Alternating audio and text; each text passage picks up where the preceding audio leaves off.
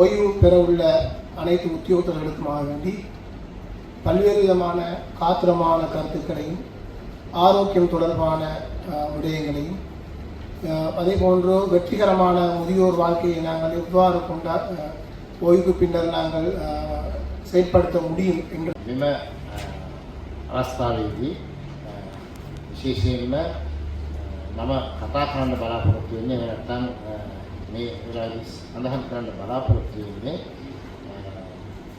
අපේ රාජ්‍ය සේවය තුළ අපි අපේ කටයුතු අවසානයෙන් පස්සේ විශ්‍රාම ගත්තට පස්සේ මේ කියන තමන්ගේ වගකීම් වලින් යම් ප්‍රමාණයකින් රජයත් එක්ක තියෙන බැඳීම ඒ කියන කාරණාවල නිදහස් වුණාට පස්සේ ඒ කාර්යය සාර්ථක කරගන්නේ කොහොමද කියන වැඩසටහනකට මුහුණ දීමට සිටින අය තමයි මම මේ කතා කරන්නේ.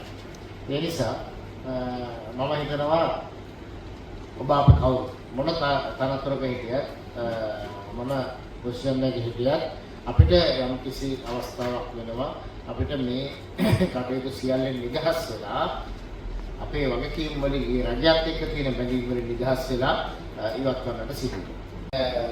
සේවය කරන කාලෙන් පස්සේ මේ මම කිසිම මෙතනින් එහාට මම ගත්තාන් පස්සේ මොකද කරන්නේ කියන එක ප්ලෑන් කරගෙන තියෙනවා. විශාල වැඩ ගොඩක් අවසානයේ තියෙනවා. එහෙම සූදානම් වුණ අය බොහෝ සාර්ථක වුණ අයත් එක්ක.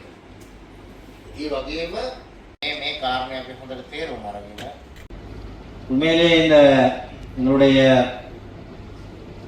அரச சேவை என்பது நாங்கள் விரும்பியோ விரும்பாமலோ ஏற்கனவே அரசாங்க அதிபர் கூறியது போல எங்களுடைய 60வது வயதில் தற்போதைய அரசாங்க கொள்கையின்படி நாங்கள் 60வது வயதில் சில வைத்தியர்களுக்கு நான் நினைக்கிறேன் 61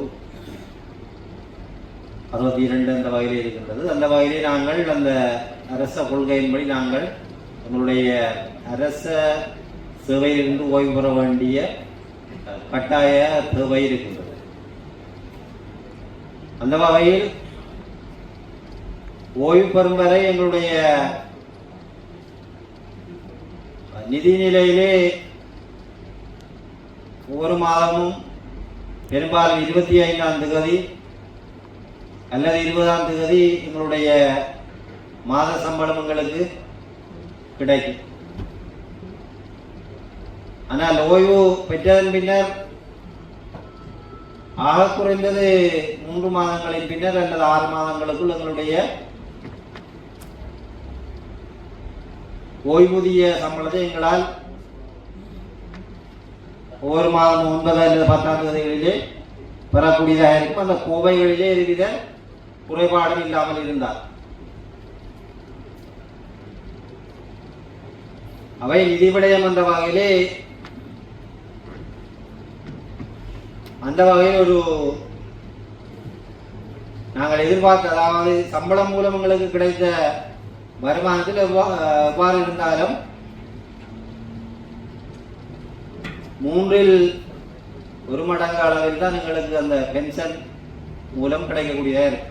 அரசு சேவையில் 60 வயது பின்னர் அல்லது 55 வயதுக்கு பின்னர் கட்டாயம் நாங்கள் ஓய்வு நிலைக்கு செல்ல வேண்டியது உண்மையான ஒரு அரசு நடைமுறையில் உள்ள ஒரு சேர்க்கிறார். சரி, இந்த வகையில் ஓய்வுக்கு பின்னர் நாங்கள் ஒரு கட்டத்தில் இருந்து அதாவது வந்து ஓய்வுக்கு முன்னர் நாங்கள் ஒரு குறிப்பிட்ட காலப்பகுதியை எங்களோட வேலை என்ற பொறுப்புகளிலும் கடமைகளிலும் செலவழித்திருப்போம். அதிலிருந்து நாங்கள் இன்னொரு வாழ்க்கை முறைந்த அடுத்த கட்டத்துக்கு இப்போது நாங்கள் செல்ல தயாராகி வருகிறோம். අනිත් එක සතුට වෙන්න ක්‍රමයක්ලු exercises and work hard. ගොඩාක් ඇඟ දාඩිය දාලා ඇක්ටිව් වෙනකොට காலை க்ராஸ் பண்றீங்க, இப்படி போயிட்டு இவ்வளவு தூரம் போகணும். சரி, அங்க போய் இருக்க தேவையில்லை, மூச்சை விட்டு போயிட்டு எழும்பணும். சரி, முந்தி தோப்புக்கிறேன்னு இவ்வளவுதான். இப்ப காலை பின்னோனும் எவ்வளவு தூரத்துக்கு போய் எவ்வளவு தூரம் நீங்க இருக்கலாம் இருந்துட்டு எழும்பணும். சரி, இந்த பக்கம் பாருங்க, இப்படி இருந்தப்பட்ட இப்படி போயிருக்கு, இப்படி போயிட்டு இப்படி போகக்கூடாது. இப்படி கூட நேராக போய் இருந்துட்டு எழுப்போம். இப்படி போய் இருந்து நீங்க எழும்புறோம். சரியா? இது இப்ப வலது பக்கம், அதே மாதிரி வந்து இடது பக்கம் செய்யணும். சரியா? இடது பக்கம். அப்போ எந்த கால் முன்னுக்கு வருதோ அந்த கை முன்னுக்கு வரணும். சரி, அப்படியே போய் இருந்துச்சு திருப்ப. சரி, இத மாதிரி ரெண்டு பக்கம் நீங்க ஒரு 30 தரம் செய்தா நீங்க 2 கிலோமீட்டர் ஜாக்கிங் போயிட்டு வரதுக்கு சமம். அப்படியே வச்சுக்கொண்டே விளையாடுவோம்.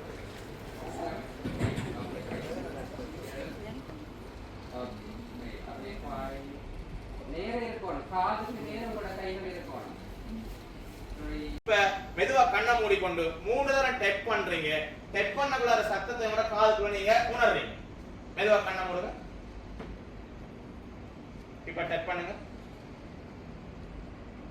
ரெண்டாவது அதே மாதிரி மத்த கை கண்ணை திறங்க. மத்த கையில இந்த விரலால இங்க தட்டணும். 1 2 3